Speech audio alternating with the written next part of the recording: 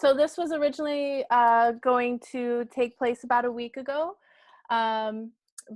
We decided it was still really important, so we wanted to move it to Zoom and still have this really wonderful event. Grace approached us towards the beginning of the semester to tell us a little more about PEN America and kind of this collaboration.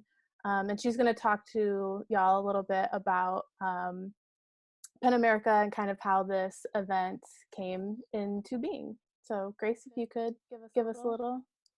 Sure. Hi. Good to see everyone. We actually also have the director of the PEN America Prison Writing Justice Program here with us. Kate's here if she wants to jump in at any point. But yeah, so this was intended to be a collaboration originally as part of the PEN World Voices Festival, which has moved to supposed to be this week, it's moved to a digital format. But the idea was to combine an existing reading series, the MFA reading series at City, with an effort on the part of the PEN Prison Writing and Justice Program to sort of break out of the prison writing silo that we often hear the writing of people in prison in that context, and to try to do an event that was more collaborative. And so we pulled poems and prose pieces from the archives of the prison writing contest, which has been going on. I mean, kids can correct me, but I think the program's been around since the 70s, and I think the annual contest has been happening that long. So we had a huge collection of winners from that contest over the years to pull from. And so I picked out pieces that spoke to me and that I'd heard read before and had worked well, read aloud. And I sent them to Kristine and Matt, and they paired them with City students' pieces that they submitted. And so they're sort of thematically related. And yeah, I'm really excited to hear them all read together. So thank you all. So next we have Dudgrick Bevins.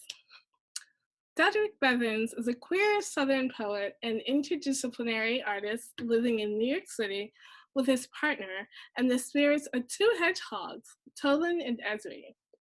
Dudgick spends his days teaching creative writing and literature to high school students and his nights frantically writing and creating art. His books are published by BD Studios NYC and Poets Haven and available on Amazon.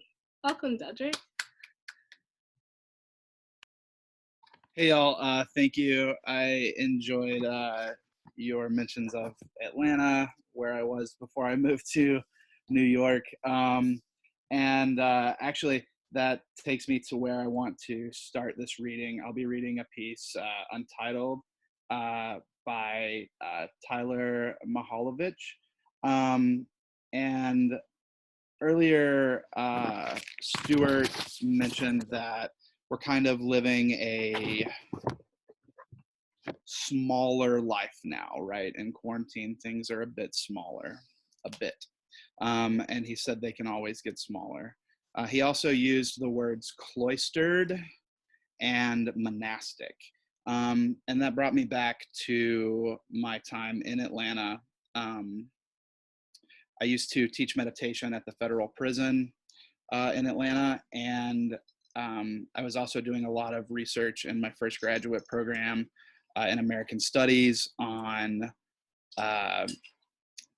the way we use things like meditation in rehabilitation in prison. So I did a lot of research, and one of the things I kept coming across was this book called We're All Doing Time, and another book, these are kind of books about Buddhism in prison, but We're All Doing Time, Razor Wire Dharma, and The Monastery Within. And Stuart's word choice when he was talking, when he was reading his essay, reminded me of those things. And we are all kind of cloistered and monastic right now, with this choice about how we grieve and how we enact our lives in these smaller spaces. Which leads me to the fact that it's a privilege to give voice right now to someone who is behind bars, is in a smaller place, is forced into a smaller life and a monastic, cloistered way of being, with very little opportunity to even go outside and juggle. So the privileges that we still have in not being incarcerated, despite the smallness of things. Yeah, so I'm just really, really happy that we can bring all of this together. So this piece, Untitled, by Tylor Mehalovich. I lived in fever dreams most of my life, delusions whose constructs weren't my own, a worldview through colored glasses that I didn't make, didn't place on my face, through patterns incomprehensible to the fully rational populace, though surely each of our thought patterns are incomprehensible to anyone else. We all think of an incompatible syntax. More interestingly, I occasionally suffered temporary moments of lucidity when I was forced to wonder, am I dying? Was my brain melting from the heat generated by this thought engine?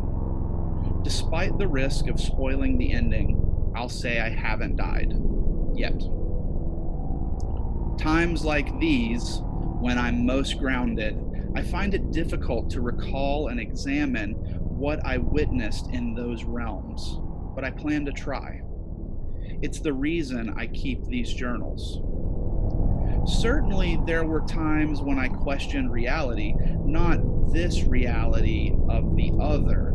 I knew I was in a confused state, but more the concept of reality in general. To my memory, I've developed no revolutionary hypothesis.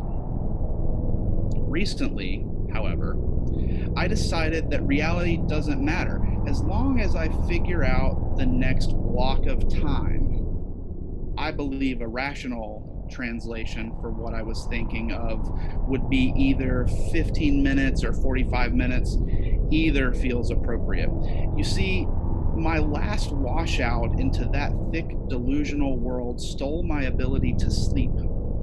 Nothing kept me awake. I simply lost the proficiency to sleep. And as I sat awake at night, I became increasingly concerned with the next block of time. If I could figure it out, if I could solve it, well, I had no idea what would happen. I had no idea at all. Walking to the restroom felt fine. I wasn't sure who had sent me there, but it was a good idea, is what I thought as I walked back. If I couldn't stop coughing, I would have to rest my head on a book. The Tale of Genji would be perfect. On to the next block of time. If it melted together with the previous block, that'd be fine. Then I coughed. Well, on to the book in my head. Then, it was good that I had already planned that out. I can't tell you why it helped with the cough, but it did. What had to happen in the next block of time? Was it 3 a.m. or was it 4 a.m.? I couldn't read the numbers on my clock. That would be my goal for the next block. If I could read the clock, then I'd be okay. Drink water, take cough drops, except I already had a cough drop in my cheek.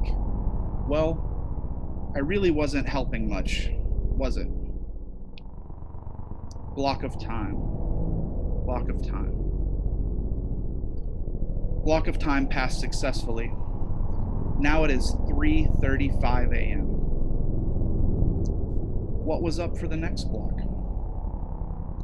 In this way, I passed through the most dangerous time of lucidity and melted back into my comfortable world of illusions. The world where all reside every day.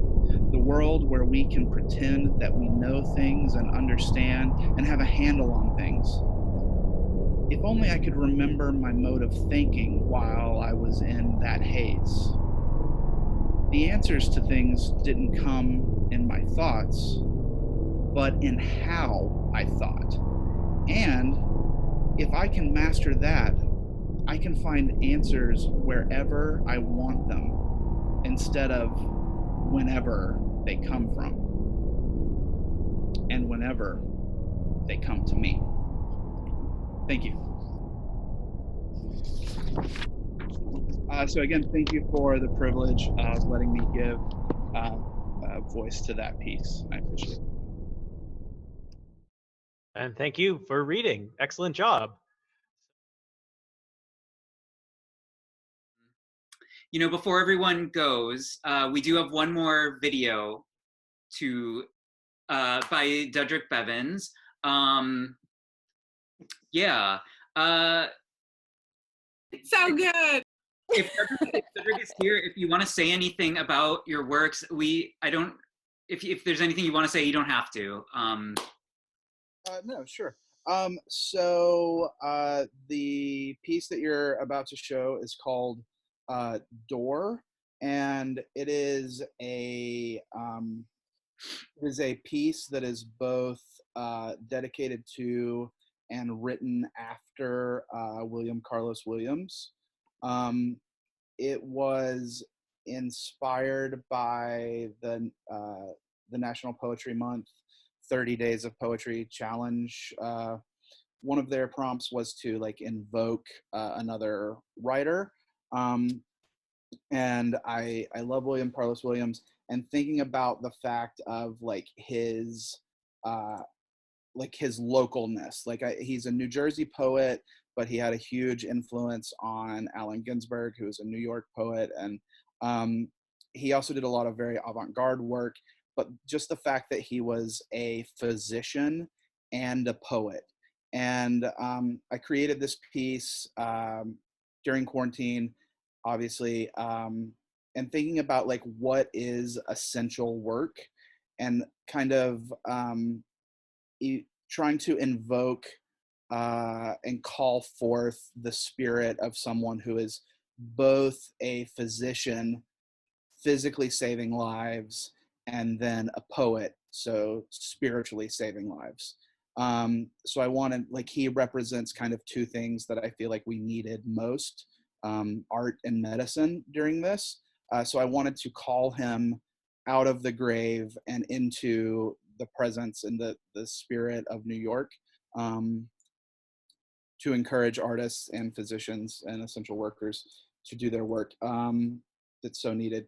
The piece ends with the clapping and clanging of the daily essential worker appreciation that my partner caught the audio of.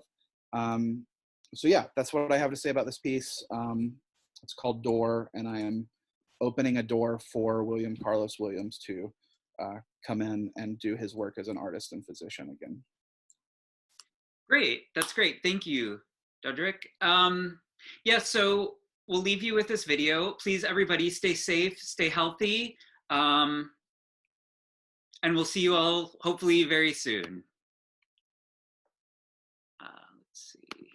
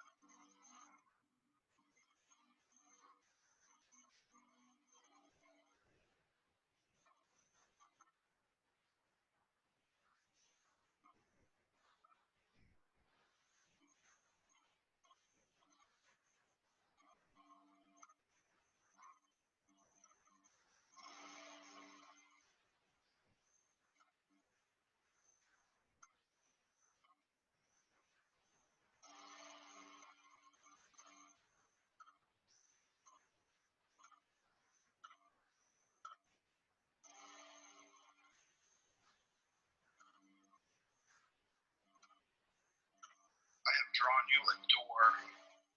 Beautiful gray corpse of New Jersey, the winds of death are river sweet. I call you country doctor. All the troubled stars wake from walk-up beds. 3 coughing on the corner, all smiles, chin masks, beer bottles, bodega crew laughing. Country doctor, open the door. Crown, nape, lowered knob, 3 Blake light holes among a million windows open, and the moon of mouth, Venus, Jupiter, Mars, old gods all melted in your wheelbarrow. I call for you, country doctor. Moth beating its wings against everything.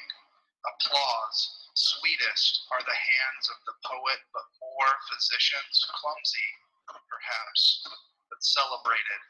The Bronx waving green arms of maples, the tinkling of rag pickers' bells. Open, open the door, country doctor.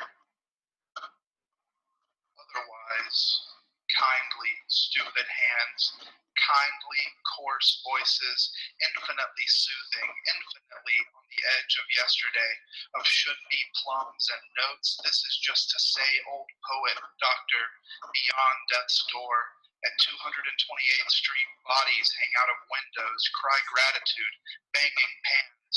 I have drawn for you a door.